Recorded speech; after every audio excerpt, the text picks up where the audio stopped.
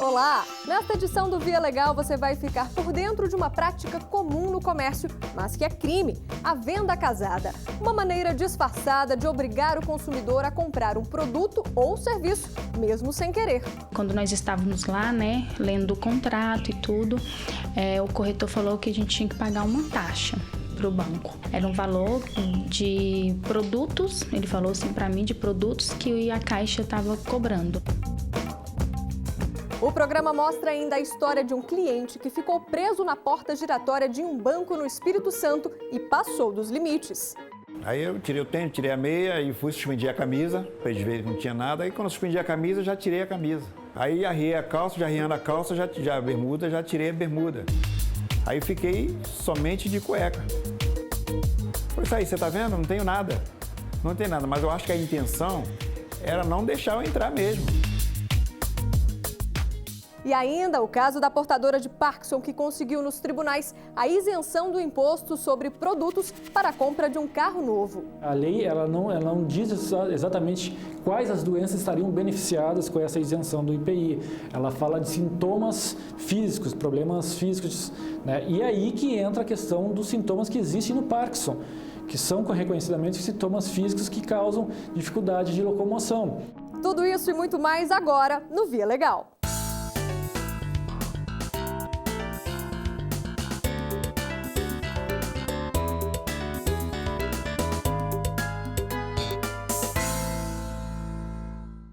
Quem nunca foi a uma barraca de praia que cobrava consumação mínima? Ou comprou um eletrodoméstico e junto teve que adquirir uma garantia estendida? Oferecer produtos e serviços em troca da aquisição de outro tem nome e é crime: venda casada. A criação do Código de Defesa do Consumidor até ajudou a coibir a prática, mas ainda hoje é possível encontrar empresas que não cumprem a lei. Na Justiça, as decisões têm sido favoráveis aos consumidores e as vítimas, na maioria das vezes, recebem indenizações. Foi o que aconteceu com uma cliente de Brasília. E quem conta essa história é a repórter Eliane Wirtman. Francisca queria comprar uma casa, juntou dinheiro, se organizou para realizar o grande sonho. Mas na hora de dar entrada no financiamento bancário... Quando nós estávamos lá, lendo o contrato e tudo, o corretor falou que a gente tinha que pagar uma taxa para o banco. Era um valor de produtos, ele falou assim para mim, de produtos que a Caixa estava cobrando. Inconformada, Francisca procurou um advogado e descobriu que a despesa extra nada mais era do que alguns títulos de capitalização. Por pouco, ela não foi vítima da chamada venda casada. O nome é usado para os casos em que o consumidor se vê obrigado a adquirir um produto para ter acesso a outro bem ou serviço. Uma prática considerada abusiva, proibida pelo Código de Defesa do Consumidor. Então, assim, eu falei para o corretor que eu não ia pagar porque isso era errado, isso era contra a lei, que era venda casada, que eu já estava bem informada sobre isso. Mas muita gente ainda cai nesse tipo de armadilha. É o que afirma o presidente do Instituto Brasileiro de Estudo e Defesa das Relações de Consumo, José Geraldo Tardan. Os bancos, segundo ele, são os principais alvos de reclamações desse tipo. Não existe a necessidade de você contratar seguro de vida para empréstimo consignado. E todos os dias eu vejo isso. Não tem também necessidade de você contratar seguro para o cartão de crédito. E todo dia eu recebo pessoas nos institutos sem ter contratado o seguro de cartão de crédito e ele vem descontado na fatura mensalmente. Então a pessoa não sabe nem o que é. Em Patos de Minas, no estado de Minas Gerais, o Ministério Público Federal acionou a Justiça em defesa dos mutuários. Foi aos tribunais contra a Caixa Econômica Federal, que obrigava micro e pequenos empresários a contratarem um seguro do próprio banco para terem acesso a linhas de financiamento concedidas com recursos públicos. No Tribunal Regional Federal da Primeira Região, em Brasília, a cobrança do seguro foi considerada abusiva. Os desembargadores determinaram à Caixa o pagamento de uma indenização no valor de R$300 mil por danos morais coletivos. Isso daí é um serviço cuja venda é casada é muito sofisticado, porque a gente confia muito na palavra do balconista ou do gerente ou de quem está me ofertando. A gente acha até que é regra do Banco Central, por isso a gente não questiona, mas é uma baita de uma venda casada. E às vezes a securitização casada é muito cara. Ela é uma parcela considerável nas prestações de um financiamento e o consumidor está pagando sem ver e sem ter oportunidade de pesquisar um serviço mais barato. O dinheiro da indenização será destinado ao Fundo de Defesa dos Direitos Difusos, uma espécie de conta bancária pública criada por lei para receber multas e indenizações. Os recursos do fundo são destinados a projetos que beneficiam a sociedade. Esse e outros casos parecidos que chegam à justiça servem de alerta. O que o consumidor pode fazer para não ser prejudicado na hora de fechar um negócio com um banco? Pede para colocar no papel. Se mesmo assim insistir, ou o consumidor já caiu já foi lesado, ele pode ir na delegacia do consumidor, registrar um boletim de ocorrência, tá? Ou se ele não quiser ir lá, ele pode ir direto no PROCON, ou pode ir no juizado especial para pegar o dia de volta e ser indenizado. Hoje, Francisca sabe se defender desse tipo de estratégia e faz questão de compartilhar o que aprendeu. Nós não precisamos pagar este valor e eles colocam tudo junto, né? Então, assim, eu diria para que lê o contrato antes de qualquer coisa, se orientar, procurar um advogado, tirar todas as suas dúvidas para que você possa comprar o seu imóvel tranquilamente.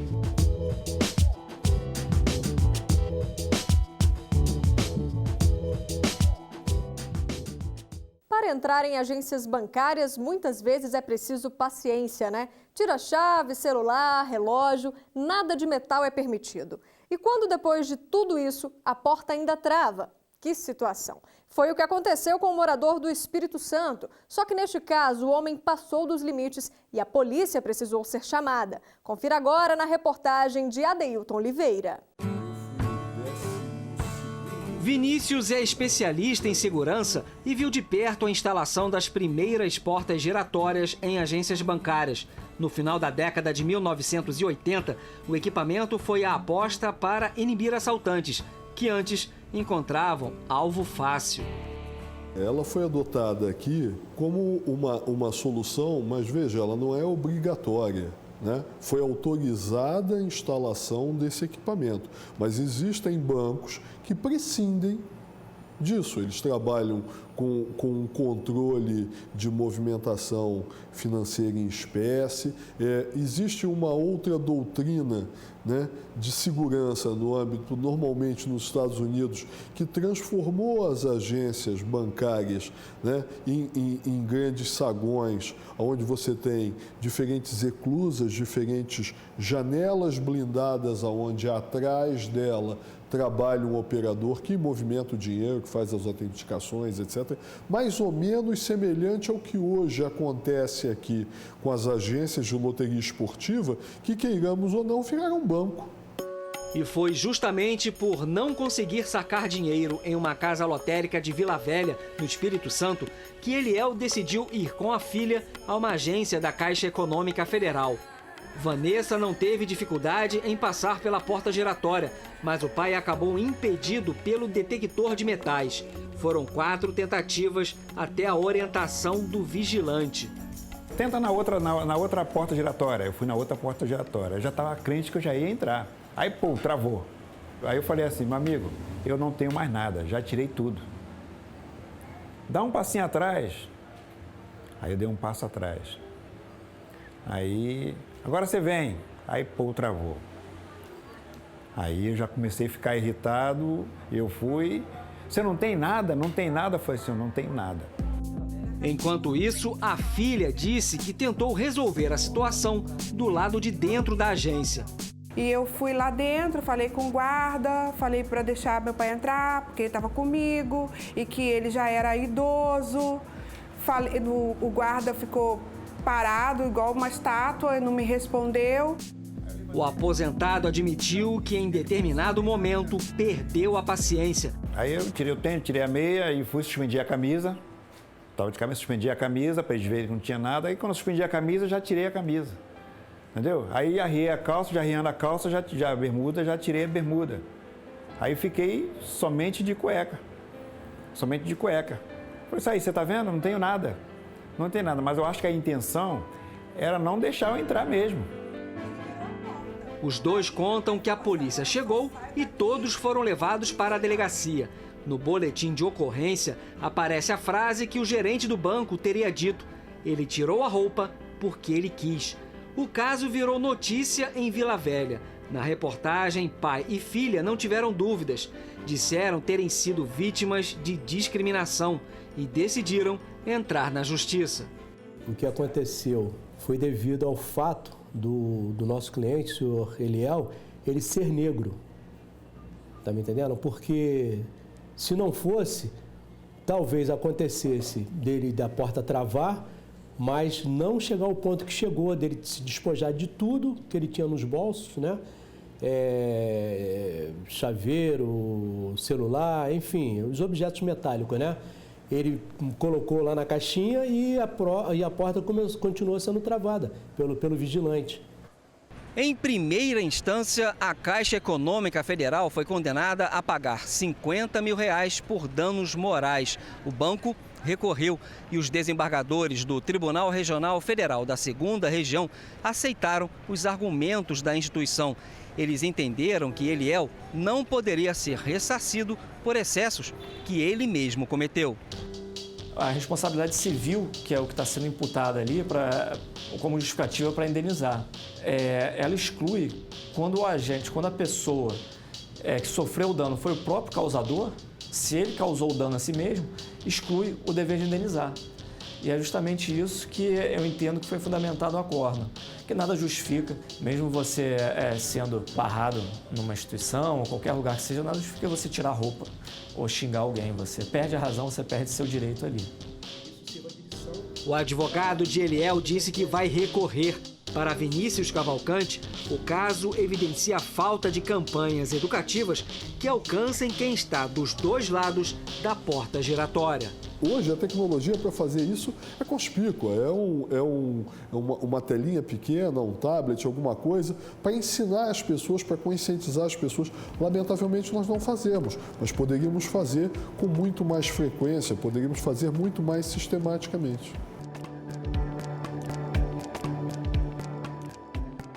Portadores de doenças crônicas têm direito a vários tipos de benefícios. Um deles é a isenção do IPI, o Imposto sobre Produtos Industrializados. Apesar da garantia em lei, uma moradora de Porto Alegre que sofre de Parkinson precisou brigar nos tribunais para comprar um carro com o desconto previsto. Os detalhes dessa história com o repórter Marcelo Magalhães. Dona Odila sempre gostou de dirigir. Os passeios de carro com os filhos eram frequentes. Eu saía com as crianças, porque o Nelson sempre viajou. E eu ficava com as crianças. Eram os meus companheiros. Eu nunca fui multada, nunca bati. Mas uma grave doença obrigou a aposentada a deixar a direção. Há alguns anos ela descobriu que tinha Parkinson, doença que afeta principalmente o cérebro. Isso aí tolhe muito tudo da atividade dela em casa, no dia a dia do lar. Isso é uma doença ingrata que aparentemente a pessoa não tem. Se tomar o medicamento, a pessoa não vibra, não treme tanto. Mas é uma coisa que vai tolhindo, vai destruindo os neurônios e as pessoas vão ficando esquecidas, vai ficando com lentidão nos movimentos, né? Vai ficando com dificuldade de raciocínio, né? E a pessoa chega a um ponto que pode levar até a demência. Com dificuldades para se locomover, Dona Odila sonha com um carro novo. Mas agora, para andar como carona. O marido entrou com um pedido administrativo na Receita Federal para ter direito à isenção fiscal do IPI, Imposto sobre Produtos Industrializados. Com a isenção do IPI, o veículo se torna mais acessível. Né? Não digo um carro caro, de luxo, mas mesmo um carro popular. Se torna mais acessível para que se possa adquirir o veículo. A lei federal prevê isenção aos portadores de deficiência física, visual e mental. Para a concessão do benefício, a pessoa deve apresentar comprometimento da função física. Interpretação da lei. A lei fala em comprometimento da função física e elenca todas as situações de comprometimento que vão desde a tetraplegia, que é quando a pessoa não tem nenhum movimento em nenhum membro do corpo, até a monoparesia, quando tem uma diminuição parcial de um dos membros do corpo. Com base nessa interpretação, a Receita Federal negou o pedido. Dona Odila não aceitou a negativa e entrou com uma ação na Justiça. Em primeira instância, a isenção do IPI foi concedida. A União recorreu e o caso foi parar no Tribunal Regional Federal da 4ª Região. A lei ela não diz exatamente quais as doenças estariam beneficiadas com essa isenção do IPI. Ela fala de sintomas físicos, problemas físicos, né? E aí que entra a questão dos sintomas que existem no Parkinson, que são reconhecidamente sintomas físicos que causam dificuldade de locomoção, para caminhar, para falar, para fazer gestos mais rápidos. O caso foi analisado por esta desembargadora federal, que confirmou a sentença. A Receita terá de isentar a aposentada da cobrança do imposto. A União alega que, numa interpretação literal, ela não teria aqui o comprometimento da função física nas formas que a lei prevê, que é a paraplegia, a monoplegia, a monoparestesia, porque ela teve uma bradicinesia. Mas só que a interpretação, quando a norma trata de direitos fundamentais e a proteção ao deficiente físico é um direito fundamental, ela tem que ser interpretada de acordo com os princípios constitucionais, e no caso aqui é o princípio da igualdade material, que é um tratamento diferenciado para proteger o deficiente físico. E foi assim que interpretamos. Ainda de acordo com a desembargadora, casos como este são frequentes na Justiça Federal. Seguidamente acontecem esses julgamentos lá na turma, já tivemos casos de insuficiência renal crônica, de atrofia muscular, atrofia espinhal, e todos esses não se enquadram naquelas palavras literalmente, mas numa interpretação, né, teleológica, alcança o sentido da norma. Com a decisão, Dona Odila poderá finalmente ter um carro novo. Vai pagar um valor 30% menor e ganhar qualidade de vida. Eu acho justo. No meu caso, que eu dependia de mim mesmo. Eu saía e agora não, dependo dos outros.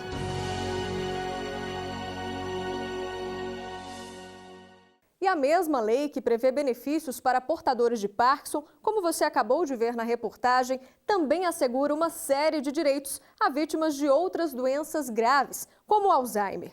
Em São Paulo, a Justiça Federal concedeu a isenção do imposto de renda para uma aposentada que sofria com a doença há mais de 9 anos. A Lei 7.713 prevê que portadores de doenças graves são isentos do pagamento do imposto de renda em casos de aposentadoria, reforma ou pensão.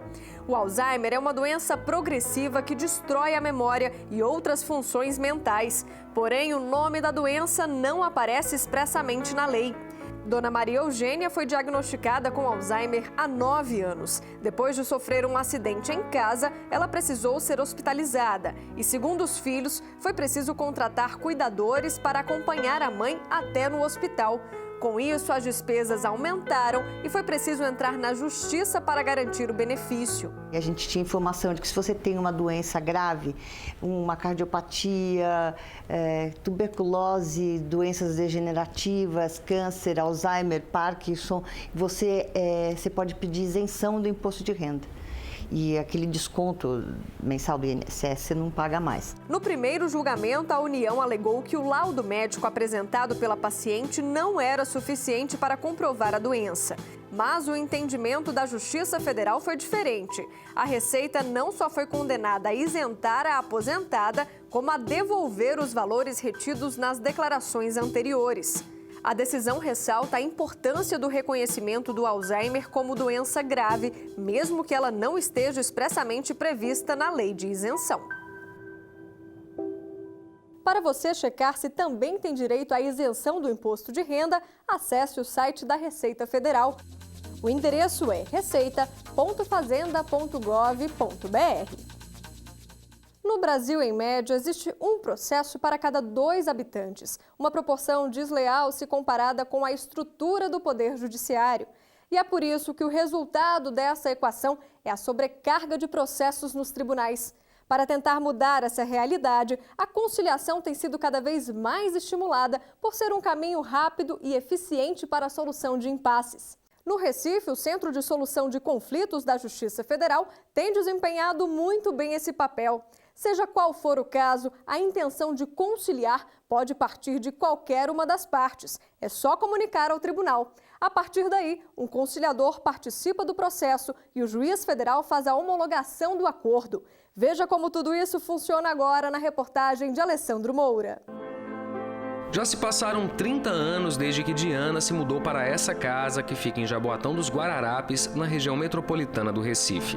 Pelos cômodos e paredes, lembranças de toda uma vida. Eu gosto muito dessa casa porque foi aqui que eu criei minhas filhas, eu tenho todas as minhas vizinhanças, pessoas amigas daquela época que você diz assim: aí tá faltando um pacote de margarina. Vai na vizinha, a vizinha empresta. Diana é uma das moradoras mais antigas do bairro. Quando chegou por aqui, tudo era bem diferente. Não era como é hoje. Não tinha shopping, não tinha esse calçamento da avenida. Não era calçada essa avenida. Era lama, muita lama, de você sair com o sapato, lavar um papel ou um pano para limpar lá fora. E essa rua aqui toda era lama. Com a urbanização e as melhorias feitas ao longo dos anos, os imóveis foram valorizados. Mas o que seria motivo de comemoração para Diana acabou tirando o sono de toda a família. Ela se preparava para pagar as últimas prestações do financiamento feito pela Caixa quando descobriu que o valor da casa havia sido reavaliado. Resultado, as parcelas ficaram mais caras. Aí a Caixa começou a cobrar, né? E daí a gente foi lá e tudo para negociar, né? Porque é juro, em cima de juro. E depois eles fazem uma nova avaliação do imóvel. Para piorar a situação, Diana foi diagnosticada com uma doença degenerativa. Exames e tratamentos que pesaram ainda mais no orçamento da família. Por causa do atraso nas prestações, a Caixa entrou com uma ação de cobrança na Justiça Federal, mas o processo tramitou de um jeito diferente e foi concluído em uma audiência de conciliação. Depois de muita conversa entre o banco e a mutuária, os dois chegaram a um acordo. A gente conversa, expõe, você explica como você pode pagar, eles veem o seu salário e é muito válido. Não é isso que eu digo, às vezes não é no primeiro nem no segundo, mas no terceiro você consegue. Né, chegar a um valor que fique bom para você e que fique bom para ambas as partes, né? O acordo aconteceu aqui no Centro de Solução de Conflitos da Justiça Federal. O espaço foi criado para funcionar o ano inteiro. Assim, o cidadão não precisa esperar os mutirões de conciliação para resolver conflitos na Justiça. Seja qual for o caso, a intenção de conciliar pode partir de qualquer uma das partes. Basta ser comunicado ao tribunal. Um conciliador participa do processo e o juiz federal faz a homologação do acordo. Esse é o primeiro ganho da conciliação, é desformatizar o processo, é fugir de dogmas, de ritos. Isso que se consegue na conciliação. E no segundo passo, o que é que se ganha com a conciliação? Se ganha com a conciliação por conta da idoneidade, da sua própria idoneidade, de não precisar se esperar por uma sentença de mérito para resolver um problema. Você consegue resolver o conflito com menos tempo, encurta-se o processo com a conciliação. A conclusão do processo é rápida porque a conciliação não exige a produção de provas. O conflito é encerrado quando todos os envolvidos chegam a um consenso. E se ambas as partes entenderem que elas próprias podem colaborar umas com as outras e chegar a um resultado que atenda ao interesse das duas, ela não vai ter essa figura do terceiro, que é o juiz, que imponha a decisão. Então, nós estamos caminhando para um processo de desjudicialização. Em um país como o Brasil, que tem aproximadamente um processo para cada 2 habitantes, a conciliação pode ser o caminho para uma justiça mais rápida. De volta a Jaboatão dos Guararapes, Diana respira tranquila e aliviada. Agora ela é, de fato, a dona da casa onde vive há mais de 30 anos. A casa é minha, ninguém topa. O programa de hoje chega ao fim, a gente fica por aqui, mas na semana que vem tem mais Via Legal para você e novas histórias decididas pela Justiça Federal. Lembrando que você também pode acompanhar o nosso programa pelas redes sociais.